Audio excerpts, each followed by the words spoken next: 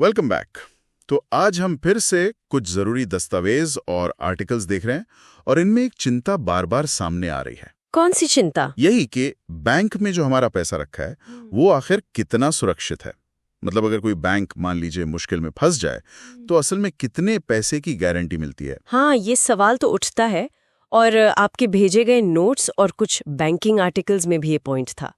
देखिए, सेविंग्स हो या इमरजेंसी का पैसा, उसकी सेफ्टी सबसे जरूरी है ना? बिल्कुल। और यहीं पर रोल आता है DICGC का, मतलब deposit insurance and credit guarantee corporation. इसका जिक्र आपके RBI सर्कुलर वाले दस्तावेज में भी था। हाँ, DICGC ये नाम सुना तो है, पर शायद बहुत लोग इसके बारे में ज्यादा जानते नहीं। एक तरह से वो पर्दे के पीछे का हीरो है। तो ये है क्या असल में आपके मटेरियल के हिसाब से? जैसा कि दस्तावेज बताते हैं, ये असल में RBI की ही एक सब्सिडियरी है, मतलब पूरी तरह से उन्हीं की। अच्छा, RBI की? हाँ, और इसका जो मुख्य काम है वो है बैंक डिपॉजिट का बीमा करना। अगर कोई बैंक फेल हो जाए, जैसे कि वो बंद हो जाए, लिक्विडेट हो जाए, या RBI उस पर कोई रोक लगा दे, जिसे मोरेटोरियम कहते हैं, या फिर उसका किसी और बैंक में मर्जर हो जाए, तो उस केस में DICGC जो जमा करता है, मतलब हम और आप जैसे लोग, उनको एक हद तक सुरक्षा देता है। ठीक है, सुरक्षा देता है, पर वो जो सबसे बड़ा सवाल है और आपके नोट्स में भी था, कितनी रकम तक? RBI की गाइडलाइंस क्या कहती हैं इस बारे में? हाँ, देखिए गाइडलाइंस बिल्कुल साफ है। लिमिट है प्रति जमाकर्ता प्रति बैंक 5 लाख रुपए। 5 लाख?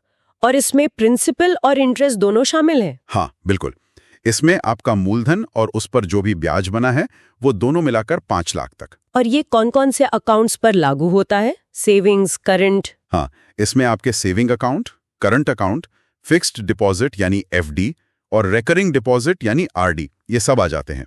इन सब का टोटल मिलाकर एक बैंक में 5 लाख। अच्छा, मतलब अगर किसी का एक ही बैंक में सेविंग्स में 3 लाख है और FD में 3 लाख है तो टोटल 6 लाख हो गए। तो उस केस में सिर्फ 5 लाख रुपए ही इंश्योर्ड होंगे, बाकी का 1 लाख रुपए वो रिस्क पर रहेगा। ये समझना बहुत जरूरी है।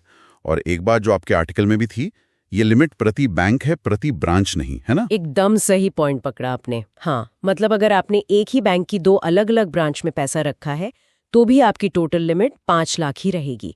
ये नहीं कि हर ब्रांच के लिए अलग 5 लाख मिलेंगे। ठीक है, तो पैसा अलग अलग बैंकों में फैलाना ज्यादा सेफ है। हाँ, वो एक स्ट्रैटेजी हो सकती है। अच्छा, और ये कवरेज मिलता किन किन बैंकों में है?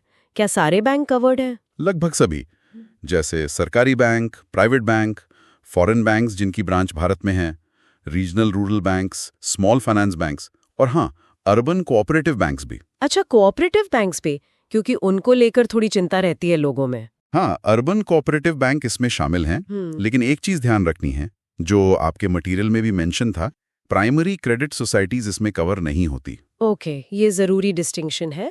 और कोई डिपॉजिट टाइप है जो कवर नहीं होता? हाँ, कुछ हैं, जैसे फॉरेन गवर्नमेंट्स के डिपॉजिट, हमारी केंद्र या राज्य सरकारों के डिपॉजिट, एक बैंक का दूसरे बैंक में डिपॉजिट जिन्हें इंटरबैंक डिपॉजिट कहते हैं, और फॉरेन करेंसी में रखे डिपॉजिट, ये सब कवर नहीं होते।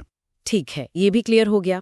अब मान लीजिए किसी बैंक पर वो मोरेटोरियम लग गया, जैसा कुछ साल पहले हुआ भी था एक केस में। हाँ, हुआ था। तो ये जो इंश्योरेंस का पैसा है, ये मिलने में कितना टाइम लगता है? देखिए, नियमों के हिसाब से, और ये नियम हाल ही में बदला भी गया था, जैसा आपके नोट्स में लिखा है, अगर मोरेटोरियम लगता है तो DICGC को 90 दिनों के अंदर, मतलब 3 महीने के अंदर, ये इंश्योर्ड अमाउंट जमाकर्ताओं को देना होता है। 90 दिन? ये तो काफी तेज है पहले के मुकाबले। हाँ, प्रोसेस को तेज किया गया है। अच्छा, एक उदाहरण लेते हैं आपके मटेरियल से। मान लीजिए किसी का एक बैंक में पर्सनल FD है 5 लाख का, और उसी बैंक में अपनी पत्नी के साथ जॉइंट अकाउंट में भी 5 लाख हैं, तब क्या होगा? हाँ, ये अच्छा सवाल है। DICGC जो है वो अकाउंट के ओनरशिप पैटर्न को देखता है। तो जो पर्सनल FD है 5 लाख की, वो तो पूरी इंश्योर्ड हो गई। ठीक है। अब जो जॉइंट अकाउंट है, उसमें अगर 2 लोग हैं, पति और पत्नी, तो माना जाएगा कि दोनों का बराबर हिस्सा है, यानी 2.5 लाख। तो उस व्यक्ति का अपने जॉइंट अकाउंट से 2.5 लाख का हिस्सा भी अलग से इंश्योर्ड होगा। अच्छा, तो मतलब उस व्यक्ति का टोटल कवरेज हो गया 5 लाख पर्सनल वाला प्लस 2.5 लाख जॉइंट वाला इज इक्वल टू 7.5 लाख। बिल्कुल सही। उस व्यक्ति के लिए 7.5 लाख तक का कवर बन गया उस एक ही बैंक में। ये तो बहुत जरूरी जानकारी है। इसका मतलब अकाउंट्स अलग-अलग कैपेसिटी में हों तो फायदा है। हाँ, अलग अलग ओनरशिप पैटर्न में। और अगर किसी ने अलग अलग बैंकों में रखा है पैसा, जैसे एक बैंक ए में 5 लाख, बैंक बी में 5 लाख। तो क्योंकि हर बैंक की लिमिट अलग-अलग है, इसलिए बैंक ए के 5 लाख भी सेफ है और बैंक बी के 5 लाख भी, यानी टोटल 10 लाख रुपए इंश्योर्ड हो गए। हाँ, ये दिखाता है कि डिपॉजिट को अलग अलग बैंकों में डाइवर्सिफाई करना, मतलब फैलाना, एक बहुत कारगर तरीका है कवरेज बढ़ाने का, जैसा आपके प्लानिंग वाले आर्टिकल्स में भी सुझाव था। तो फिर इन सारे स्रोतों से जो बातें निकल कर आ रही हैं, उनके हिसाब से अपने बीमा कवरेज को मैक्सिमाइज करने के स्मार्ट तरीके क्या हुए? मोटे तौर पर 2 बातें साफ हैं। एक, अपने पैसे को एक बैंक में 5 लाख से ज्यादा मत रखिए, उसे अलग अलग बैंकों में बांट दीजिए। ठीक। और दूसरा, अगर एक ही बैंक में रखना है तो अलग अलग ओनरशिप पैटर्न में खाते खोलिए, जैसे सिंगल नाम से, पत्नी के साथ जॉइंट, शायद बच्चों के साथ जॉइंट। हर पैटर्न को अक्सर एक अलग यूनिट माना जाता है। बहुत बढ़िया।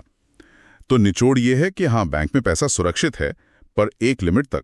वो है 5 लाख रुपए प्रति जमाकर्ता प्रति बैंक। बिल्कुल। उससे ज्यादा रकम के लिए थोड़ी स्मार्ट प्लानिंग की जरूरत है, जैसा कि आपके स्रोतों ने भी बताया।